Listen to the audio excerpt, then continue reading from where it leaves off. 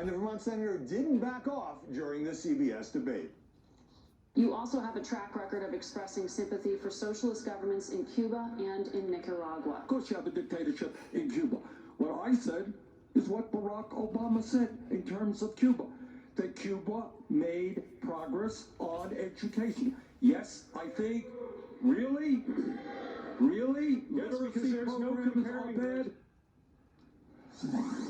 Joining us now from Florida, Kathy Aru, publisher of the Hispanic magazine Catalina, whose family is from Cuba. And Kathy, since your parents did grow up there, what's your reaction to Bernie Sanders saying nice things about Fidel Castro, throwing in a, hey, it's an authoritarian regime, and then refusing to soften his remarks?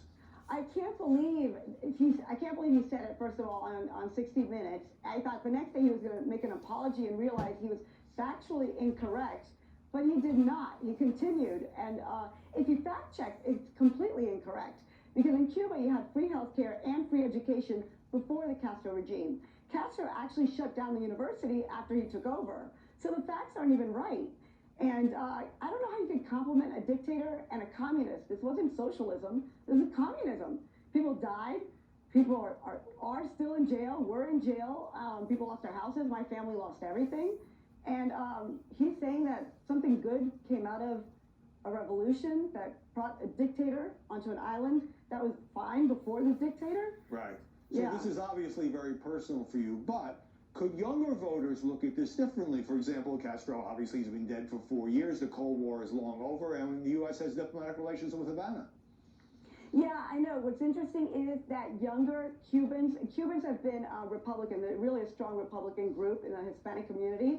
But we're 6%. Cubans are 6% of all Hispanics.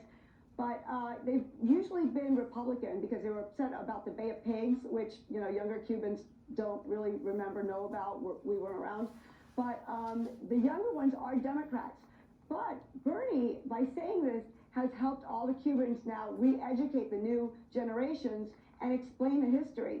So I think he's lost Florida with this one, because there are Cubans, 1 million in Miami, they're in Tampa, they're in Orlando, it's all Florida. So he can cross Florida off the list. Yeah, obviously is a very big story in Florida, as elsewhere.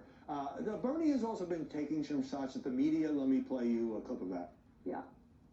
Corporate media, to a larger degree, is freaking out. As you're aware, some really horrific things have been said about me on at least one television channel. He's talking about his MSNBC. When Bernie Sanders says corporate media, is that his version of President Trump's fake news? In other words, his way of saying the press can't be trusted because I'm a different kind of candidate?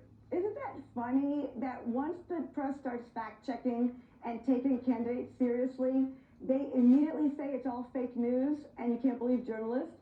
Hillary Clinton said fake news, actually. Nixon started it, I think, with independent, liberal media bias against him. And Trump, of course, doesn't necessarily like journalists, or says fake news all the time. And now Bernie's saying it. Yeah, on the other hand, Kathy, I mean, he does get kicked around a bit. For example, CNN's Michael Smerconish asking the question this weekend, can either the coronavirus or Bernie Sanders be stopped?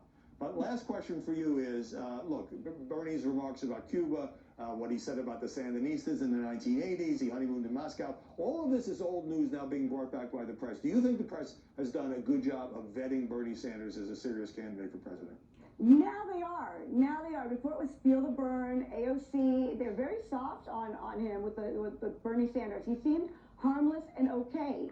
But he's a chameleon. So this chameleon was an independent when you want him to be, a Democrat when you want him to be, and now he's not a sweet front runner anymore.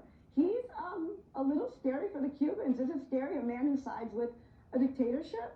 So yeah, the press is fact-checking, and they're doing a good job right now. All right, happy to have your perspective. I don't think the press was taking Bernie Sanders all that seriously until recently. Kathy Aru, nice to see you this Sunday. Thank you.